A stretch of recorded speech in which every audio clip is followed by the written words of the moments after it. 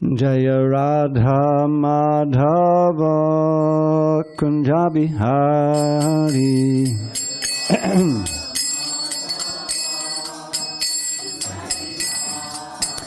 Jaya Radha Madhava Kunja Bihari.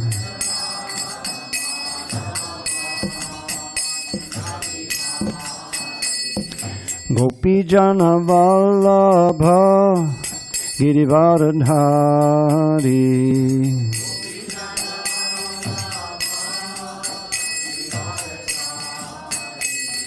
Gopi Jana Vallabha Girivardhari.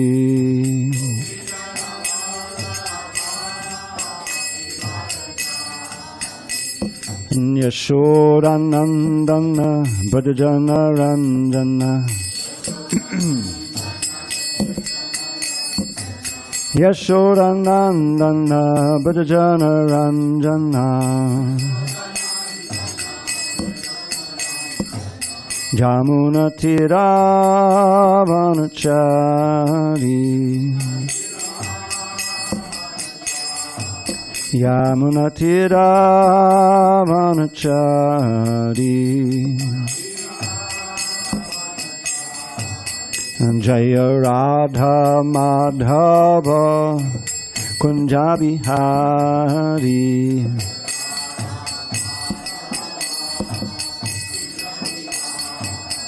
Jaya Radha Madhava Kunja Bihari.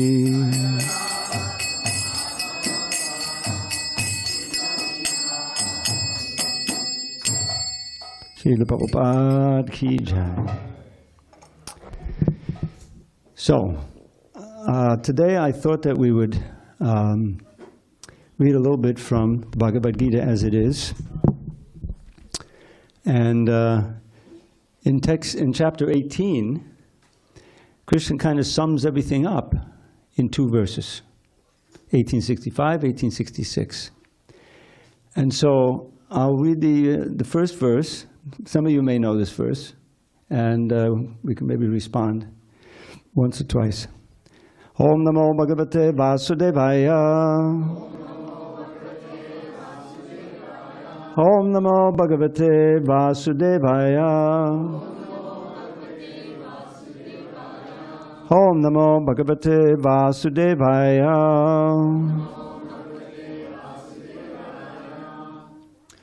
On this 25th day of February, 2024 in San Diego, we're reading from Srimad Bhagavad Gita as it is, translation and commentary by His Divine Grace A.C. Bhaktivedanta Swami Prabhupada. And we're reading chapter 18, verse 65. Manmana bhava madbhakto madhyaji mam namaskuru mame vaishyasi satyam te Patijane priyosime. Lord Krishna says to Arjuna, always think of me, become my devotee, worship me and offer your homage unto me. Thus you will come to me without fail. I promise you this because you are my very dear friend. Srila Prabhupada writes in his purport, the most confidential part of knowledge is that one should become a pure devotee of Krishna and always think of him and act for him. One should not become an official meditator. Life should be so molded that one will always have the chance to think of Krishna. One should always act in such a way that all his daily activities are in connection with Krishna. He should arrange his life in such a way that throughout the 24 hours he cannot but think of Krishna. And the Lord's promise is that anyone who is in such pure Krishna consciousness will certainly return to the abode of Krishna, where he will be engaged in the association of Krishna face to face. This most confidential part of knowledge is spoken to Arjuna because he is the dear friend of Krishna. Everyone who follows the path of Arjuna can become a dear friend to Krishna and obtain the same perfection as Arjuna. Om Jnana Timirandasya Jnanandana Shalakaya Chakshur Unmidatam Mena Tasmai Shri Gurave Namaha. I was born in the darkest of ignorance, but my spiritual master, Srila Prabhupada, opened my eyes with the torchlight of knowledge. I offer my humble obeisance unto him and all members of Sri Parampara, the disciplic succession. So, this verse and its purport probably seems a little bit difficult to think that we can do right now. Because after all, most of us have certain responsibilities in order to live in this world, family, home, children, and so forth. How can we always think of Krishna at every moment? There's so many things to do, so many things we have to interact with our co-workers or whatever. And so this inevitably is going to distract us from Krishna. But I thought I'd read this verse because it kind of gives a goal. It embodies the actual goal of the whole process of Krishna consciousness. Now, to even take this verse seriously, one has to know a little bit about the philosophy of Krishna and to have some faith in the reality of these things which we can't really see with our own eyes and with our own senses at present. One of Krishna's names is Adhokshaja. Adhokshaja. It's made up of three words, Ada, Aksha, and Ja. Ja is short for Janma, birth. Aksha Aksha is the eyes or any senses of our senses. Aksha is knowledge that we can glean through our senses. This is the ordinary way we get knowledge. We see with our eyes, we hear with our ears, and then we contemplate with our mind. And we have a teacher, and we have books that will teach us something about, say, geology or botany or so many different unlimited subjects. But Krishna is beyond all that. He cannot be understood simply by our own present senses and our own present mind. So then the question is, well, how can we understand who Krishna is? I'm sorry? Oh, the headset. Forgot all about it. I do so many kirtans that I almost feel like it's part of my body, you know. Hare Krishna. That's more natural. Sorry about that. Shall I start over again? Or no? Just ending with the name Krishna. Okay, let's begin with Krishna. We'll begin, end, and middle we'll have Krishna.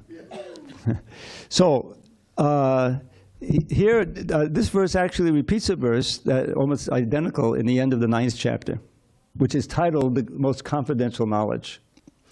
And so why is it confidential? In other words, it's not secret. I mean, we distributed 500 million books over the last, since Prabhupada was on the planet. And many of them are Bhagavad Gitas, and they had this verse in them in all different languages. So it's not a secret, but understanding the truth of it and accepting it is not easy, because in our present condition we have closed ourselves off from Krishna's understanding Krishna. We've actually, the whole philosophy is built on this idea that we were once in the spiritual world, but we've fallen down from there. Lord Chaitanya has a famous verse in his Shikshastika. Shikshastika are 8 verses of instruction that he wrote. He didn't write much himself, although he inspired others to write many thousands of shlokas and books. But he taught constantly. In fact, Srila Prabhupada's name, Gauravani Pracharini, those who know Prabhupada's pranam mantra, is that one of the things he's preaching or spreading the words of Gaur. Gaur is Lord Chaitanya, the golden avatar. And those words have come down from Lord Chaitanya through his disciple, through his books, you see. And one of the few things that he wrote are these Shikshastika. And in that Shikshastika, he speaks about falling down from the spiritual world.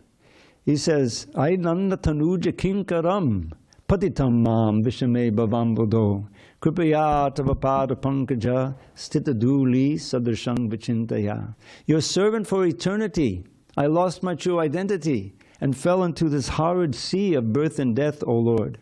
O Nanda's son, please him I plea, by your sweet grace consider me a speck of dust upon your lotus feet forevermore. So this is my own little poetic rendition. I hope it's okay. The basic ideas are there. So there he says very distinctly, now he's of course Krishna, so he didn't fall anywhere. But he's identifying, because he's come, Krishna has come to teach us the process of devotional service. This is the incredible truth of Lord Chaitanya's avatar. And that Lord Chaitanya is Krishna himself. This we learn at the very beginning of the Chaitanya Charitamrita. Krishna's Kavaja writes a wonderful verse. And all the realized souls who associated with him knew that he was Krishna. But he didn't want to hear it. He didn't hear it. He said, no, no, no. An ordinary man is not Vishnu. Stop that. Even though he was. Because he's teaching us. Be careful. If someone claims to be Vishnu, God, they're bogus. So Lord Chaitanya taught this, the easy process of congregational chanting of the holy name. This is the process of the age. We had a nice sample of it. I did my best in the kirtan and to lead the kirtan. But it's so simple. There's the words. You can learn it in about 30 seconds. Most of you know it already. And it's a very, very potent mantra, the Maha Mantra. Do you know it's in the Upanishads? It says, Kali Santarana Upanishad. Kali Santarana means this Upanishad will deliver you from the age of Kali, the difficulty of the age of Kali. That's what it means. So it says, it begins now. It's interesting because some of you can correct me if I'm wrong, but I think in the official Upanishad it's Hare Rama, Rama Rama, Hare Hare. Hare Krishna, Krishna Krishna, Hare Hare. So Lord Chaitanya taught it, and it's there in the Chaitanya Bhagavat, right in the verses, several times. Hare Krishna, Krishna Krishna, Hare Hare. Hare Rama, Rama Rama, Hare Hare. So what's the difference? After you chant one or two mantras, it's basically the same mantra. But this is what I heard recently, someone can correct me if I'm wrong, is that in this age, it is said we are so fallen that we're not really eligible, the vast majority of us, to chant the Vedic mantras. And the Vedic mantra is right there in the Upanishads, Hare Rama, Rama Rama. So he switched it out, so it's a different mantra, externally a little, and anyone can chant it, anytime, any place. This is in the Shikshastika. The very second verse, he glorifies the holy name. He says, I'll share it with you. I'll spare you the Sanskrit. Most of you won't understand it. I'll just give you my English rendition. All glories to the chanting of Sri Krishna's holy names, which easily extinguishes samsara's blazing flames by polishing the lust-encrusted mirror of the heart. That chanting is the waxing moon that knows the secret art of causing the white lotus of good fortune to unfurl its petals far and wide throughout this bleak and blighted world. Of transcendental knowledge, which will take us to life's goal, the chanting of the name of Krishna is the life and soul. The ocean of ecstatic bliss floods far beyond its bounds wherever Krishna's merciful and mystic name resounds. Indeed, whenever Krishna's names are sung in congregation, at every step one tastes a joy that knows no limitation. So hear with great attention as I earnestly request, please chant Sri Krishna's holy names and be supremely blessed. The soothing nectar of the names will bathe your consciousness, bestow pure love for Krishna, and eradicate distress. It's all there, right in that one verse. The whole Hare Krishna movement. And last week, we heard about Lord Nityananda, right? Lord Nityananda was Lord Chaitanya's brother. He was Balaram to Lord Chaitanya's Krishna. So Lord Chaitanya, he gave Haridas Thakur and Nityananda simple instructions to preach within Navadvip. Because Navadvip was a center of learning, but not everybody was full-on devotee. But most were devotees of one kind, so they were trying to make them more serious. So he said, you just tell them this one little formula. Bolo Krishna, Bhajo Krishna, Koro Krishna Shika. In Bengali, forgive my accent. So I put that into a little thing we learn in English. But I added one element that Prabhupada taught us. Just chant Shri Krishna's name and worship him with all your heart. Follow his instructions and to others them impart. This is practically a summary of the Hare Krishna movement. Prabhupada came to America in '65. He went to Western Pennsylvania. There was his first contact. Came back to New York. And for a whole year practically, he was trying to find some willing ears. He was trying to find some people who would hear him, take it seriously, and take up the process. Finally, came down to the Lower East Side of New York, which was a hotbed of spiritual ferment at that time. This was the '60s, mid-'60s. The LSD was going. Everyone was thinking about India, the Beatles. The whole thing was going on. And so he found first on the Bowery, which think of the Bowery like I lived in New York. I know all these places. The Bowery was like downtown LA, where they still have the tents. In other words, homeless. But anyone in America who became homeless, they would go to the Bowery. It's not like there was a Bowery in every city. You know, maybe in the West Coast there was some, but basically it wasn't at all as dominant as it is today, this homeless business. But people, a lot of them were drunks, they were incompetent, they couldn't, you know, so to be honest. So that's where Prabhupada could live. He could afford to live there. So he started there, and his basic principle was chant Hare Krishna, speak a little bit on Bhagavad Gita, and serve out a feast of wonderful prasadam that he cooked or trained his devotees how to cook. You see? So soon it caught on. You know, Mukunda Maharaj was there, and so forth and going on. So, but what was he speaking from? He's speaking from Bhagavad Gita. He was basically speaking from Bhagavad Gita. So then when he got 26-7 Second Avenue, things really started to take off. You can read the whole story in the Srila Prabhupada Lilamrita. So the point is that we have a tremendous opportunity. On one side, we're unfortunate. Here we are, Kali Yugites. We don't live very long. Right at the beginning of Bhagavatam, right in the first chapter, there's a little description. Prayena alpayashak sabya kalavasmin yugejana manda sumanda matayo manda bhagya yupadrita. So first of all, we don't live that long compared to previous ages. You know, maybe 70 good years, you know, after you take off to the children, then you're at the end, you don't have. And in previous ages, hundreds, 1,000 years they would live, you know. Now, so that's the first thing. Manda, we're generally lazy in the matter of spiritual life. Now you're sitting here, you know, and you've already sit here for 10 minutes. That is like amazing compared to what someone else outside would be willing to sit. In other words, you're a rare group just being interested in this. So that's a good qualification. But this is describing the general population of Kali Yuga. Manda, lazy, sumanda matayo, misguided. Manda bhagya, unfortunate, and yupadra, always disturbed in mind. It's so, if someone can have a calm mind in this world with everything that's going on, you know, you're a great yogi. Because there's so many things to make you disturbed and want to, you know. But what chance do we have to practice yoga? How can we take up understanding the first thing, that this is what human life is all about? This is the real meaning of human life, to make a solution to the real problems of life, which are basically, let's say, 7. You've got birth, which is not at all pleasant. Luckily, we've all forgotten, but it wasn't. Birth, and then old age. I can testify. Some of you are getting up there. You know, it's no picnic. Disease. Think of the pandemic, you know, and all other kinds of diseases. And then, of course, death. Birth, old age, disease, and death. Birth, old age. This is called samsara chakra. And then, in between, you know, when none of those things are impinging, you've got the threefold miseries. The threefold miseries. Miseries that are caused by your own body and mind. Everything is okay, the rent is paid, everything is cool, but, you know, somebody sent you a nasty email or something, or, you know, whatever, and your mind is just so disturbed, you know. You can't be peaceful. Or your body is disturbed, you know. So that's one.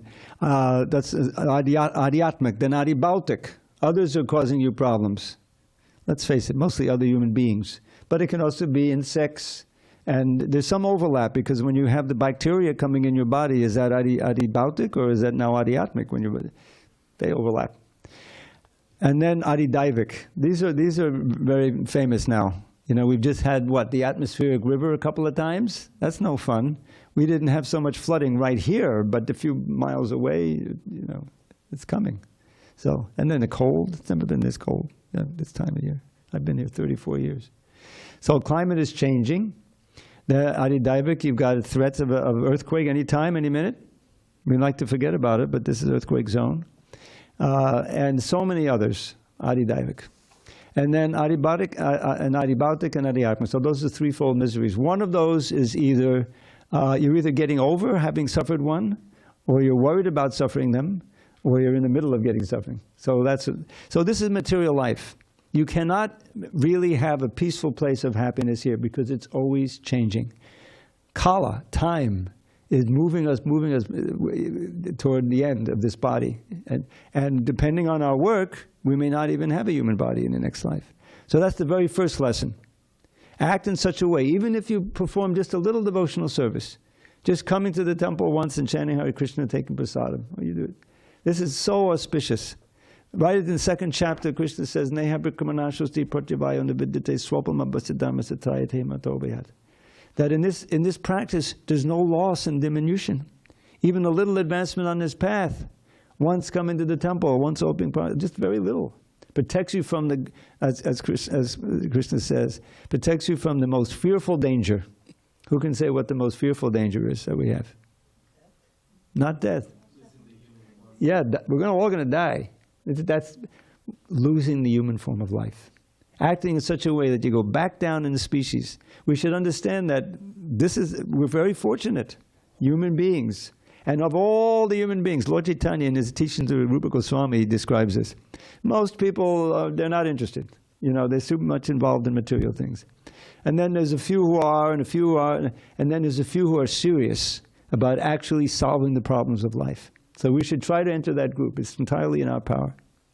So we're human beings. We have some interest in spiritual life. Now let's pursue it and understand that this is really the most important thing in our lives, to solve the problem of life. And if we have families, many of you have families, that to organize the family life in such a way that the children grow up with this understanding.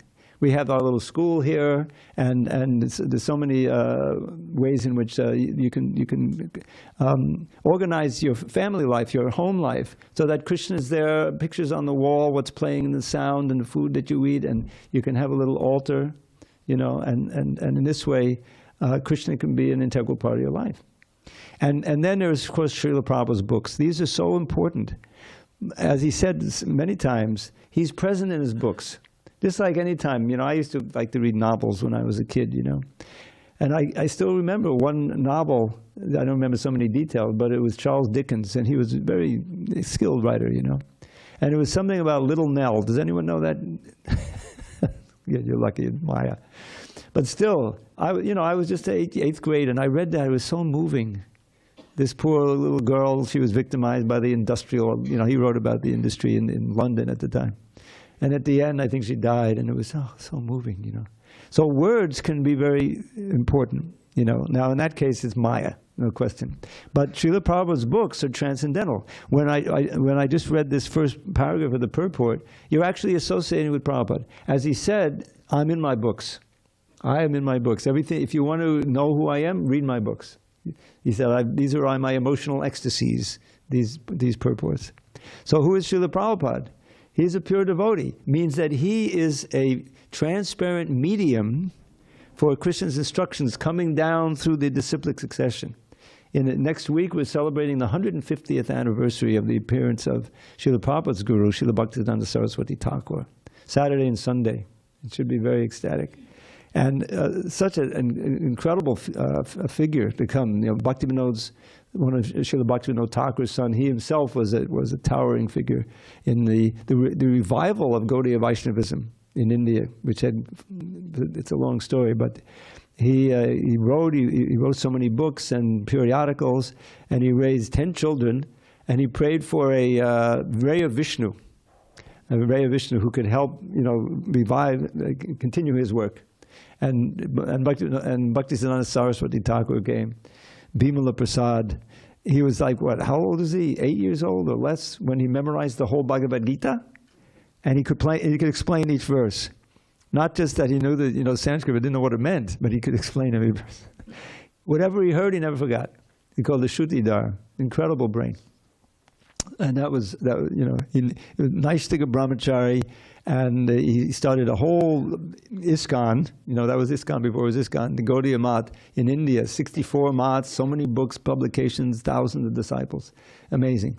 But he knew Lord Chaitanya's prediction, and that the real mission had to carry it outside of India. So he spent a lot of money, and he had some disciples, and they went to the center of the world at the time, London, England. They were much, but they couldn't accomplish much. But he saw in Prabhupada something special, and so he indicated that he would eventually do it, and he did. At the age of 69, to undertake a mission to go to a strange country, you know, $7 to his name, basically penniless, but with the faith in the words of his guru and the mission of Lord Chaitanya. And that's why we're all sitting here. And that's why Radha and Giridhari are smiling down on us, you know. All of this is as a result of Prabhupada's effort. So, and Srila Prabhupada personifies this verse. Always thinking of Krishna, is his devotee, worships him constantly, and offers homage to me.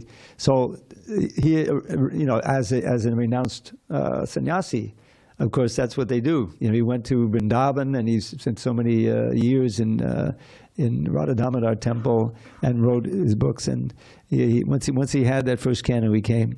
So what I just request is that you please see if you can get a Bhagavad Gita or any other book of Srila Prabhupada's and read it and take it seriously. It is actual guidance, practical guidance for the process of bhakti yoga, which anyone can take up. And don't forget, it says, oh, that seems impossible to arrange my life 24 hours a day to think of Krishna. Okay, so just start with A, B, and C of it. You know, that's the end. In other words, it's a path, it's a marg, bhakti marga, a path. And it's practical. I wasn't born into a devotee family. You know, I went through so many years of confusion and depression and didn't know what I was doing. Luckily, I say luckily, I got so sick when I was living on the Lower East Side. I'm not going to say how I got sick. I didn't get really involved in a lot of drugs and nonsense. But I got hepatitis, and I was in the hospital for a whole month, which is serious, you know, just when the moonshot was coming. I remember watching that on TV, you know, the so-called moonshot, when he said, oh, this is one step for mankind, he said, instead of a man. But anyway, so I came out of that. I wanted to, you know, get my health back. And by my good fortune, I said, well, let me try this yoga stuff. You know, it had just gotten, this is like 1970 or something, you know. Where to find it? Yellow Pages. You probably don't even know what the Yellow Pages are, do you? Yellow Pages, yoga. And there was a place, the only place was in New York. I'm in Long Island, so I had to go there. And who do I find at the yoga studio? Amala Bhakta. Anyone know Amala Bhakta Maharaj? He wasn't Amala Bhakta then. He was Shiva Prem. He had his own ashram and everything. Anyway, I was able to take that up and gradually came to the temple in Brooklyn. And it was all attractive. So I just encourage you, please, you know, make sure you see if you can read one of Prabhupada's books every day. It doesn't have to be that long, and in this way associate and start integrating the principles in your life. It's not that hard to chant a couple of rounds a day of Hare Krishna mantra. You know, if you understand from the books and from the movement the importance of it. And Krishna is hearing in your heart. This is right at the beginning of Bhagavatam, 2nd chapter of the 1st canto. Is that if you get a taste for hearing and chanting, just like we had our kirtan. So those who didn't leave and who stayed with the kirtan, you were able to hear. So, but to get a real taste for hearing and understanding, yes, this is the medicine, this is the aushadhi that can actually cure the disease of birth and death, the transcendental sound vibration. So, that is the kirtan, and then there's also the japa meditation. All of you are familiar with this. You may not remember, in the 10th chapter, Krishna says, Yajnanam japa yagyosmi. Of all sacrifices, I am the sacrifice of japa. Krishna says. You know, this was, of course, before Kali Yuga, when the sacrifice is Sankirtan, congregational chanting. So whatever progress you can make in your own life and give it to your children, your friends, or whatever, this is all auspicious. And the more that you engage, you'll sense, you know, Krishna is giving you inspiration to act this way and that way. He says that. He says, Tesham satada yuktanam bhajatam priti purvakam. To those who are worshipping me in love, I give the intelligence by which they can come to me. So when he sees that, oh, they're making an effort, then from within the heart, he purifies. This is in that 2nd chapter, 1st canto. Shrunvatam sukata Krishna, punya shavana kirtana, Vidyantaksto hibhadradi vidunoti surit satam. Krishna is surit satam. He is the well-wishing friend of all of us, but especially of the satam, the devotees. So when he inside our heart, as Super Soul, he's always there. He understands they're hearing about me with some sincerity. Srinvatam swakata, his own kata, Krishna, But which, punya shravanakir, just by hearing and chanting, you become pious. You amass pious credits just by hearing about Krishna and chanting. Ridyan staktos, situated in the heart, yabhadrani vidhanoti. He cleanses away the unwanted things in our heart. Now what are those things? All of these unfulfilled desires, the anxieties, the worries, the grudges we're holding in there, stuff from the previous lives. All of that is occluding, is obscuring our actual nature, which is devotees of Krishna. So Krishna takes that role, and then the subsequent verses describe how you become in the mode of goodness. Then evam prasanna manaso, you become naturally happy. We should always remember that our natural state, in our eternal state, is to be blissful. But who can say we're always blissful now? No, sometimes, it's not. Because we're conditioned. But that is our natural state, which is nice to know. Just by regaining our natural state as devotees of Krishna, taking pleasure in serving Him and reciprocating with Him, we'll be happy in any state, Even if we're old, if we're not have the greatest health, if we can be Krishna conscious, we'll feel that blissfulness. And we'll have expectation that when we finally give up this body, which we all will one day, some of us sooner than later, we can go back to Godhead, or at least progress on our path, take a birth where we have a much better chance to become devotees, pure devotees. That's the great thing. There's no loss, no diminution. Anything else, you may be Bezos with $100 billion, you're going to leave that behind, and all of the stuff you did to get those 100 billions, that's your karma. And I don't want to think about it. I'd rather have $10 in my pocket, and put it in a hundi. And then you really get... There's absolutely no percentage to trying to build something permanent in this world. It's not there. The best thing we can do is to become Krishna conscious and try to make those who we have some influence over as Krishna conscious as possible. That will help us and as well as others. That's the real welfare work in this world. So that was Prabhupada's mission, and it was wildly successful before what even he expected. And it's still going on, and we should all try to be part of it. We will be happy, and we'll feel that our life really has meaning and mission, that we can become advanced in devotional service and help others to become advanced. That's real love. Ultimately, that's what it's all about. Bhakti is about love. We have this vast reservoir of love that we're not accessing now because it's not directed toward Krishna. It's being directed toward things that ultimately will betray us. I'm not saying that mother's love for a child is wrong or anything, but it's temporary. You can't extend it. I remember my mother, she was in her 80s, and I would go to visit her, and she still treat me, I'm in my 40s, when I was 12 years old. She tried to feed me, and I said, okay, give me some baked potatoes or something. And I would visit her, back in the 80s. There's nothing wrong in it. But the tragedy is it's temporary. But once you direct some of your love to Krishna, it never has to end. That's the whole idea. It's eternal. And therefore it's sat, it's real. All this other stuff is temporary. And I'll close with one verse. Or actually I'll ask for questions after this verse. When a verse appears several times in the book, in one of these books, in the Shastra, it's important. Now this one I just read to you appears twice. The Manmana Bhavamad Bhakto Madhyaji Nam Namaskuru. That's repeated from the 9th chapter at the end, which is titled The Most Confidential Knowledge. So Krishna is repeating it. That means it's very important. So there's one verse that appears 4 times in the Bhagavatam. Want to hear what it is? Pretty important. The only other verse, another verse that appears twice, and I think that's it, but it's 4 times. So this is a very significant verse. Arte vidimane pi Sangsati nanavartate dhyayato vishayanasya swapne nartagamo yata. Which means, this sangsati, the samsara that we're in, is ultimately unreal, in the same way that a dream is unreal. Now a dream is, we know it's just a dream, right? You wake up. But when you're in the dream, if it's a nightmare, it can be pretty scary. You don't know it's a nightmare. You think it's real, right? Your heart is beating like anything. I haven't checked the statistic, but I'm sure there's a certain percentage of heart attacks that happen because people have nightmares.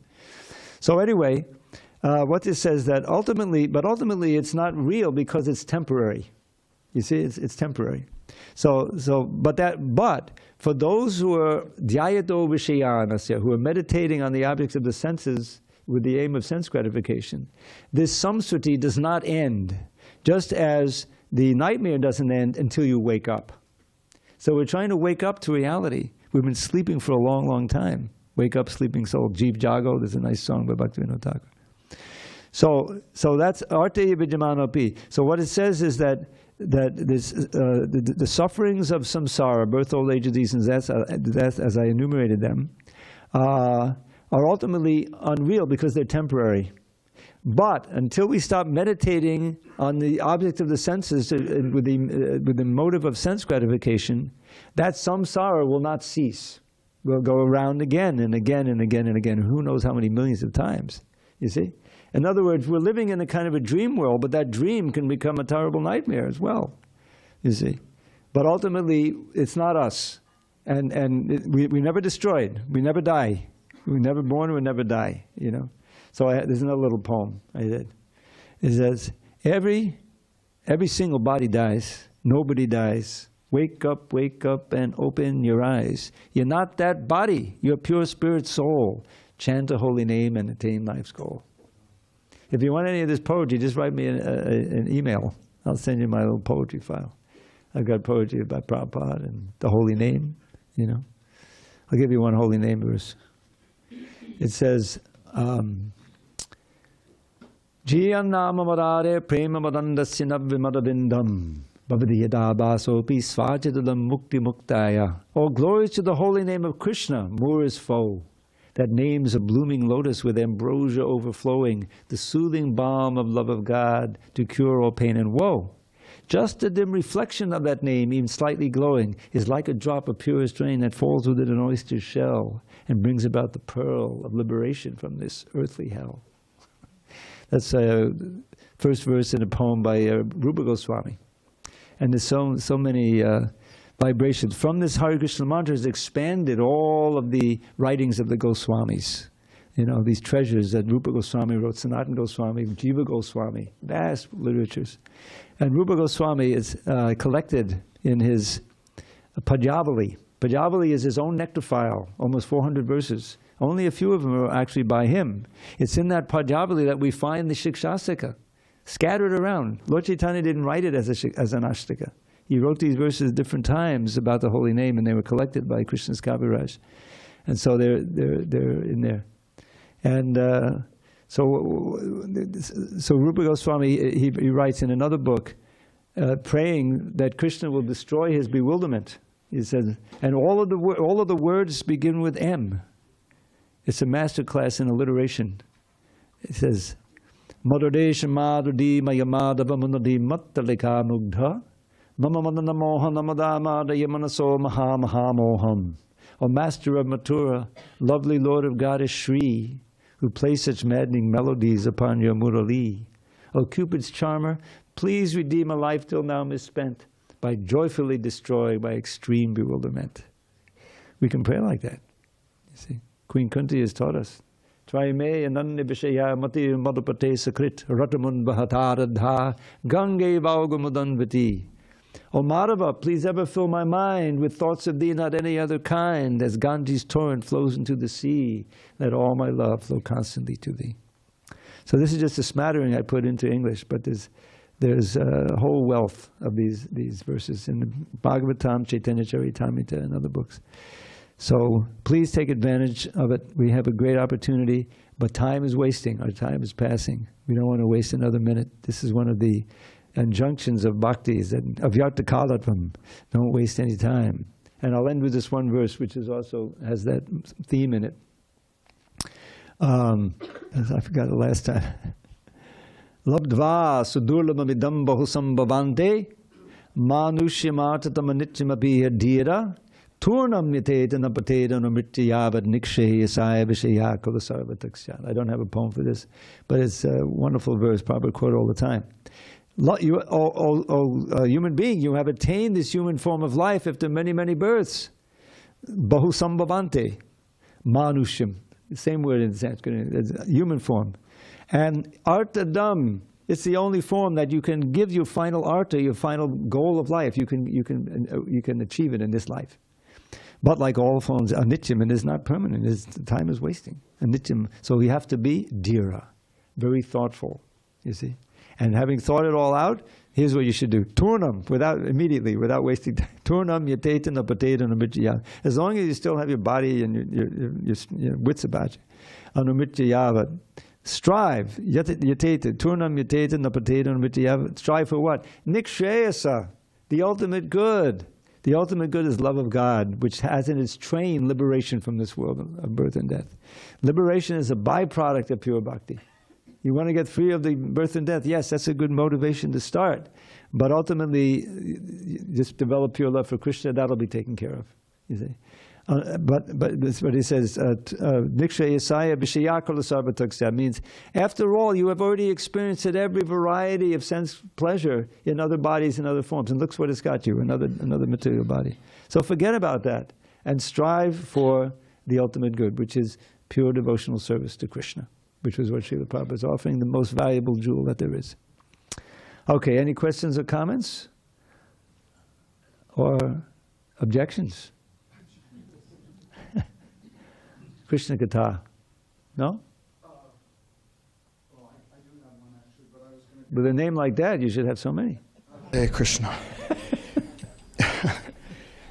Well, in the purport that you read from the first verse, Yes, Yeah. the first verse, and Prabhupada's purport, I would hope that we all want some clarification, because one of the statements in that purport, he says, we are not official meditators. And so we should not be official meditators. We should not. One should not become an official, yeah. Right, so is he referring to the multiple yoga type studios that were popping up all over and everyone was trying to assume the lotus position and meditate on Om and that kind of, because we see it in every decade, it's still happening, they're all over. Yeah. It's a timeless piece of wisdom, and is that what he's referring to? I think he is. Yeah. Yes, because he had direct experience of that. You know, when he came, Saw so many of them, okay. Well, he stayed in a impersonalist ashram. You need to, it wasn't... Because our japa and our kirtan, in a sense, we are mantra meditators, but we're not what he's referring to, which is it's a form of yoga that was happening in previous ages where you could fix your mind on Super Soul and meditate on Super Soul. Yeah, but we're not able to do that in this age. Yeah. And, in other words, it's really kind of a scam to try to propagate that means, and to sell a mantra for now. It used to be $35, now it's $1,000. We're not selling this Hare Krishna mantra; it's free. To everybody, giving it out, mantra cards. And it's the Maha Mantra. So this is, probably this is he said, don't be bewildered by these other things, is that the Yuga Dharma is Sankirtan given by the Yuga Avatar, Lord Chaitanya Mahaprabhu, and Prabhupada's disciplic succession coming down from Bhaktisiddhanta and previous, and that is, it's genuine. And so that's the whole idea. This is the essence of the Bhagavad Gita. Those who, because there's so many translations of Bhagavad Gita. I read one before I joined the Hare Krishna movement. I forgot it. It was no purport. It was a slim little book, 700 paragraphs. And I had no idea what to do after that. Like Tamal Krishna Maharaj famously asked, he met some professor who was, knew about the Bhagavad Gita, probably written some kind. So now did you read it? Did you understand it? Of course. Then what are you going to do? What do you mean, what am I going to do? That's the problem. They don't understand. It's a call to action, the Bhagavad Gita, to change your life, not to just read it and then put it up on the shelf. It's the most valuable thing.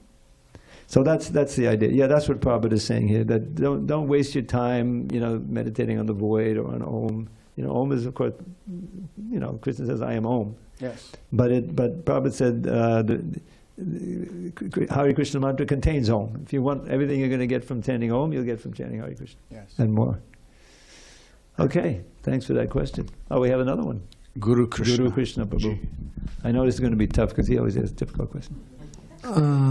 So, Lord Chaitanya comes 500 plus years ago, but there are 4 bona fide sampradayas, and some of those sampradayas were chanting Hare Krishna before the advent of Lord Chaitanya. Am I correct? I'm not sure, but they certainly weren't doing public Sankirtan. That's the big thing that he revolutionized. But yeah, Hare Krishna mantra was known for sure in the Upanishads. Yeah. Well, okay, so in the Upanishads, we're going way back now. So that's a Vedic mantra, as you pointed out in the Upanishad. Yeah. But then it was somehow like rebranded and reintroduced as the Hare Krishna, Hare Rama, instead of Hare Rama, Hare Krishna. That's what I heard, yeah. Because all of us were so disqualified from chanting Vedic mantras. All right, it's not a Vedic mantra, it's different. Hare Krishna, Hare Rama. But after you chant 1 or 2, Hare Krishna, Krishna, Hare Rama, Rama Rama Rama, Hare Krishna, Krishna, Hare Rama. It really make a difference. It's like Valmiki. I'm not going to chant Ram's name. Okay, don't chant Ram. You're a thief, and I don't know, was he a murderer? I don't know. You just chant death. The word for death. Mara. All right, I'll chant Mara, Rama, Rama, Rama. He ended up chanting Rama for 60,000 years, and then he wrote the Ramayana. He was pure. So somehow or other, chant and try to get others to chant Hare Krishna.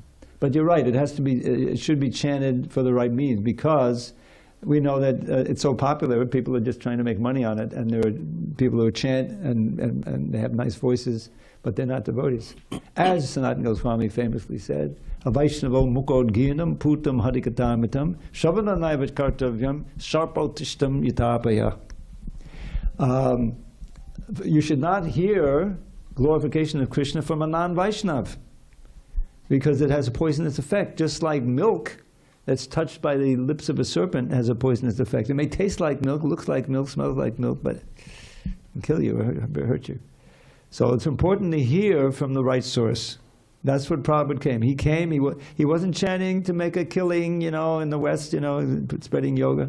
Amala Bhakta became Amala Bhakta from his other, because he realized his guru he said once a year he'd come and say, "You have to rent me a penthouse on the Upper East Side in New York." It's probably $1,000 a week back in the 60s or 50s.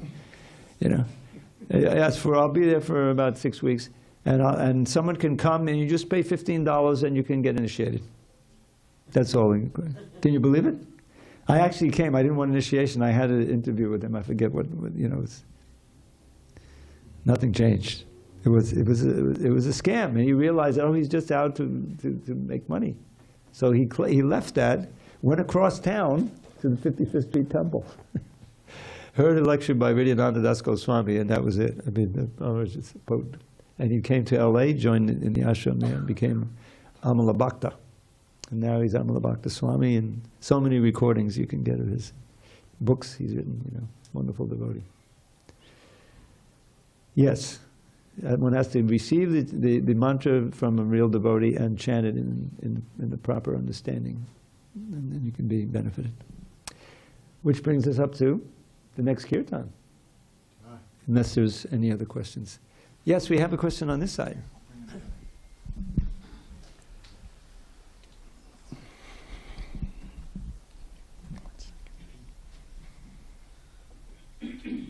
For the benefit of everyone listening to the YouTube stream, we want it on microphone.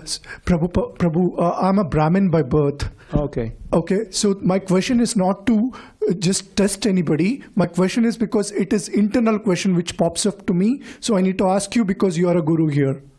I'm not really a guru. Well, somewhat of a Shiksha guru. Okay, let's just go from there. Okay, so my question is, so when Krishna has incarnated as Buddha, so Krishna as Buddha says that life is void, okay, and he tells that with the mode of goodness, the righteousness in you develops. When the righteousness reaches the threshold, bhakti develops in you. When bhakti reaches to a threshold, intelligence develops in you. When intelligence reaches to the threshold, you love everybody. When you love everybody, you reach God. That is, the soul connects with the super soul. When the soul and super soul connects to each other, that is when you get liberated from this world. That is what my understanding is. So, now, your understanding, that's the teaching of Buddha? I feel that that is what Krishna says in Bhagavad Gita, because first you learn about bhakti, then through bhakti your intelligence reaches to a certain level where exactly you'll understand that everything is void. Everything is void in the sense, I meant to say, nothing belongs to us. Everything belongs to Krishna. So, all right. Yeah, I would say I'm sorry, because we're gonna have our next kirtan now, but in Krishna consciousness, there's no point where you reach the void. It's all a question of hearing from Krishna and understanding it as it is given by his dear devotee, Srila Prabhupada, in line with the disciplic succession. And the idea is that we are originally, we're not nothing, we're not void. And we're not just, conscious pinpoints or anything. We're all persons. We're eternal spiritual persons, and we've forgotten that. That's been covered because we turned away from Krishna. We broke the relationship. But it can't really be broken, but we forgot it, and now we've been in this darkness for millions of births, of Brahma. Who knows how long? So. But Krishna, as he says in the Bhagavad Gita, I am the father of everyone. Aham bija pradak pita. And so just as a father is always ready to welcome his wayward son back. Son, the old days, born in the Midwest, it's boring over here, let me go to San Francisco. And so the kid runs away. He's 18, 19 or something, and the father, when is he going to come? When is he going to call? When is he going to text? Now it's, and if he does, then welcome him back. Oh yes, you can come back, of course. So Krishna is always ready to welcome us back, and he stays with us as the super soul, always trying to give us good instruction. So the Krishna now, he has his representatives in this world, and the great devotees. Sanat Kumara, the Ramanuja, we just celebrated Ramanuja Madhvacharya's disappearance. So these are all bona fide disciplic successions, and Lord Chaitanya came in the line from Madhvacharya. But he taught more depth of love of God than Madhvacharya even taught. So it's all this line, and the basic teaching is this, is that we are eternal servants of Krishna. We've forgotten. It's covered by Maya, by the modes of nature. By the process of yoga, especially in this age, chanting the holy name and what flows from it, we can revive our original consciousness. And help others to revive their consciousness. And then at the end of this body, if we're successful, then we can go back home, back to Godhead, back to that original place. And it's varieties. It's not void at all. It's full of relationships. It's full of activity, spiritual sights, smells, sounds, all of that. And it's described in the Srimad Bhagavatam, the spiritual world, Brahma Samhita, and other books. So that's what we're aiming for. This is just a reflection. Bhagavad Gita 15, beginning of 15th chapter. It's a perverted reflection, like an upside-down banyan tree.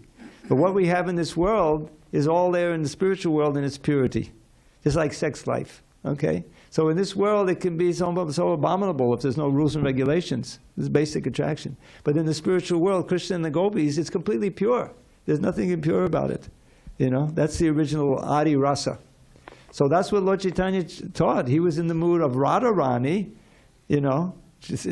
trying to experience the love for Krishna that she experienced. He couldn't experience it as Krishna, so he comes in the mood of Radharani, but he's still Krishna. And teaching all of us how we can practice devotional service. And he taught his disciples, like Rupa Goswami Sanatan, to write books like Nectar of Devotion, the Bhakti Rasamrita Sindhu, the how-to of bhakti, and examples of the rasas. It's such a wonderful book, the Nectar of Devotion.